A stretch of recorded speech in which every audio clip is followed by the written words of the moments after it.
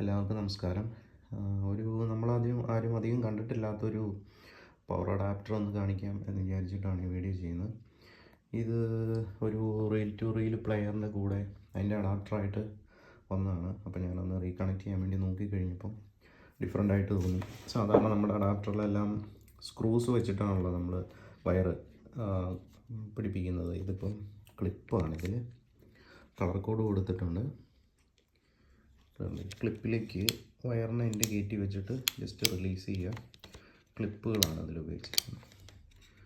അപ്പോൾ ഒരു പരിധി വരെ എളുപ്പമാണ്. പിന്നെ ക്ലിപ്പ് ലൂസായാൽ ലൂസ് കോണ്ടാക്റ്റ് വരാനുള്ള സാധ്യതയുണ്ട്. പക്ഷേ വെറൈറ്റി ആയിട്ടുള്ളൊരു ഇതായിട്ട് തോന്നി. ഇത് made in great Britain, cover fixing and code grip, UK മെയ്ഡാണ്. കണ്ടപ്പോൾ നല്ല ക്വാളിറ്റി ഉണ്ട്, നല്ല ബിൽഡ് ക്വാളിറ്റി ഉണ്ട്. റോഡ് ഇച്ചിരി വളഞ്ഞാണ് ഇരിക്കുന്നത്. Insta power 5 ampere maximum. ഒരു ഫ്യൂസൊക്കെ വെച്ചിട്ടുണ്ട് ഇതിൻ്റെ അകത്ത്, ഫ്യൂസ്ഡാണ്. അപ്പോൾ ഞാനതൊന്ന് വയർ വെച്ചിട്ട് കാണിച്ചു തരാം.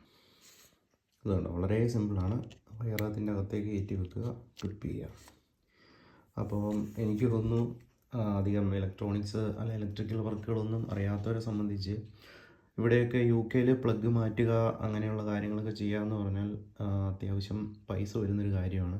അതിൻ്റെ സർവീസ് ചാർജ് നല്ല രീതിയിൽ കൊടുക്കണം. ഒരു അഡാപ്റ്ററിനേക്കാൾ കൂടുതൽ വില നമ്മളിത് അഡാപ്റ്റർ മാറുന്നതിന് കൊടുക്കേണ്ടതായിട്ട് വരും.